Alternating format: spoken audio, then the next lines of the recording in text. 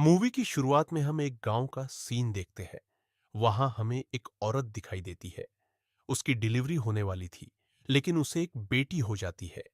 इसके बाद उस औरत का पति अपनी बेटी को दूध में डुबाकर भगवान को अर्पित कर देता है, क्योंकि क्योंकि वहां लड़की पैदा होते ही मार दी जाती थी। ये लोग काम करने के लिए रघु नाम के एक बच्चे को रखते हैं। रघु नीची जाति का था। वहां बड़ा बेटा रामशरण से कहता है कि वो जल्दी से उसकी शादी करा दे, क्योंकि उसकी उम्र निकल रही है। रामश फिर गांव के ढेर सारे लोग एक घर में टीवी देखने जाते हैं। वो घर इनका सिनेमा हॉल था। वहां वो लोग अश्लील फिल्में देखते हैं। टीवी देखते हुए वहां के बूढ़े लोग रोने लगते हैं, क्योंकि आज तक भी उनकी शादी नहीं हुई थी। फिल ये सुनते ही पंडित अपने काम में लग जाता है। हम देखते हैं कि राकेश एक टीचर है। स्कूल में पप्पू नाम का दूसरा टीचर उससे कहता है कि उसकी शादी होने वाली है और उसे भी उसकी शादी में आना होगा।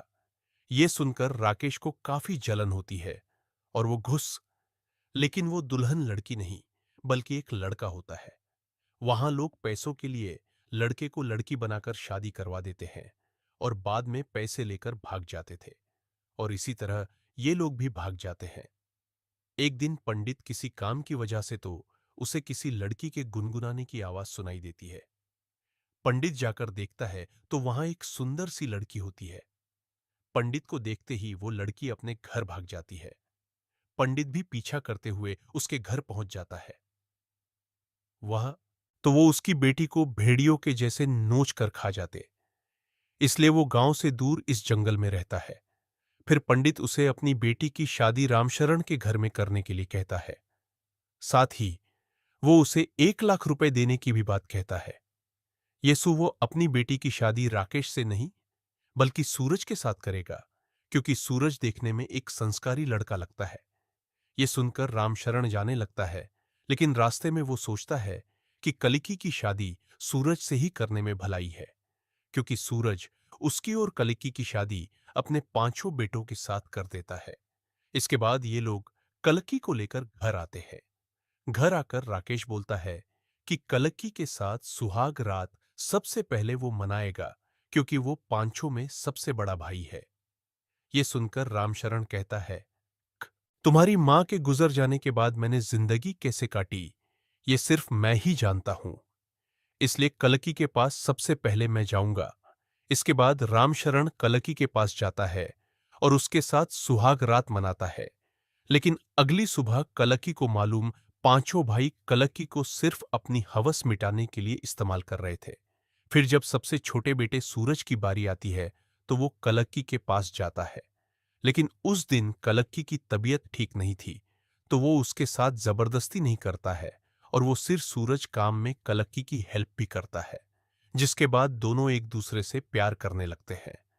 इसके बाद कलक्की अपने बाकी पतियों को अपने पास आने से रोकने लगी, जिससे रामशरण और उसके बाकी बेटे जलने लगते हैं कि सूरज ने ही उनका काम खराब किया है अपनी, कि कोई सोच भी नहीं सकता है।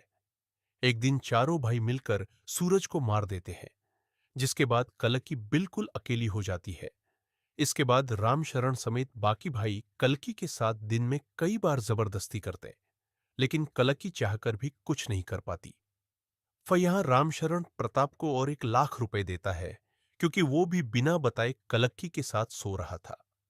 अपने बाप के पैसों के लालच के बाद भी कलक्की उसके पैस छूती है। कुछ देर बाद प्रताप वहां से चला जाता है।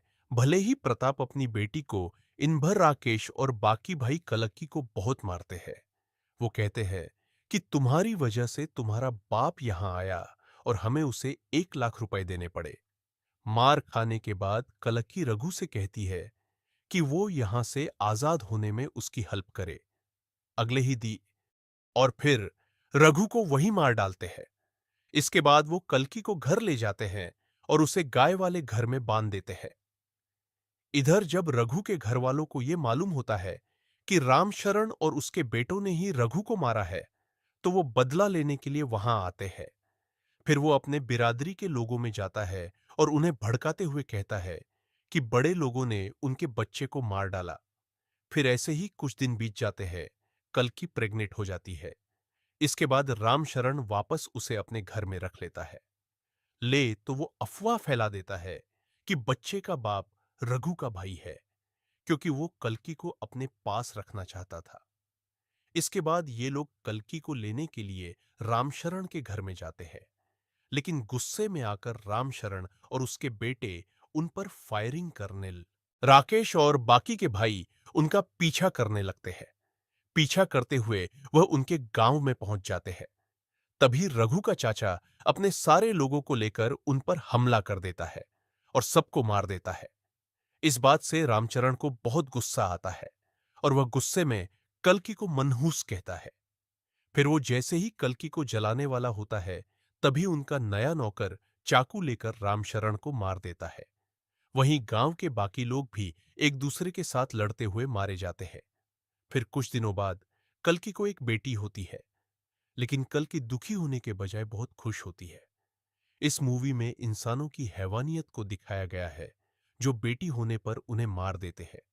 लेकिन बिस्तर में हर एक इंसान को लड़की की आवश्यकता होती है और इसी पॉइंट पर यह मूवी खत्म हो जाती है।